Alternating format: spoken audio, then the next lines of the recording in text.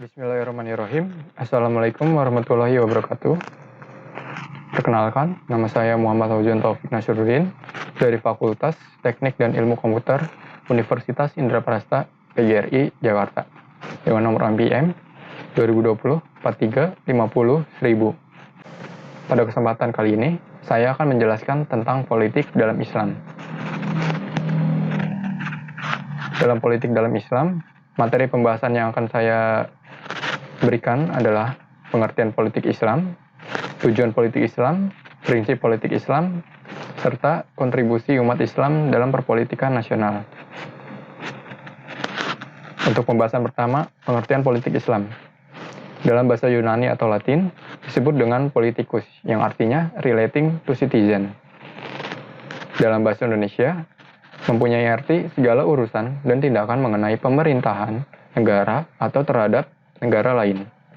Sedangkan dalam bahasa Arab disebut dengan siyasah, yang asal maknanya diterapkan pada pengurusan dan pelatihan gembalaan, lalu digunakan untuk pengaturan urusan-urusan manusia. Pelaku pengurusan urusan manusia tersebut dinamai politikus atau siyasiyun.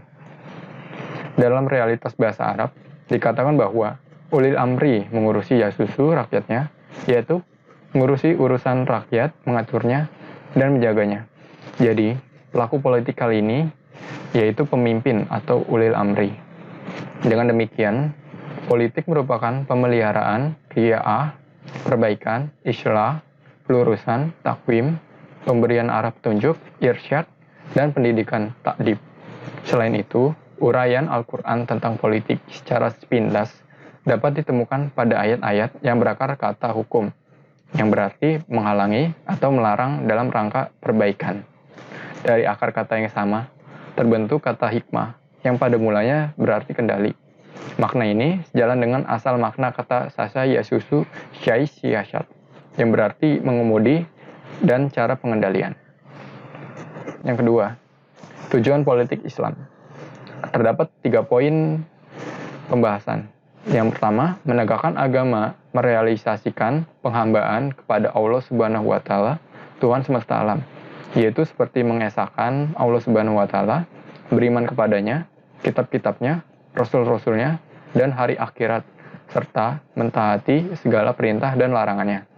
Kemudian, menegakkan keadilan.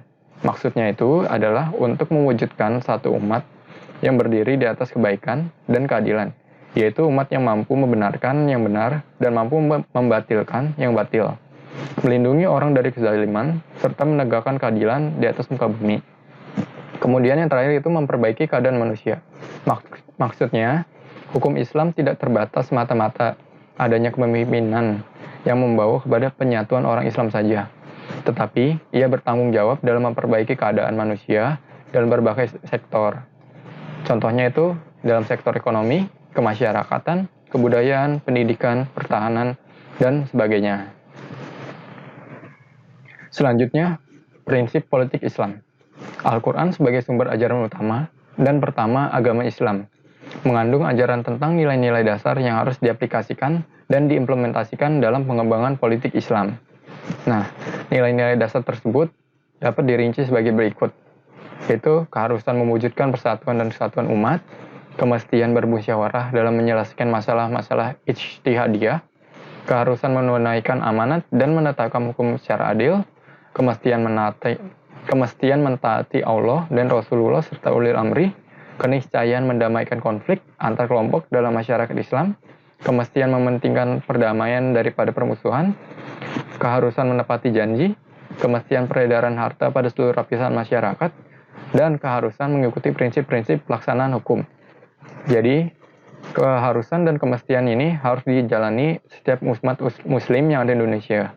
Dengan begitu, prinsip politik Islam sudah dapat terpenuhi.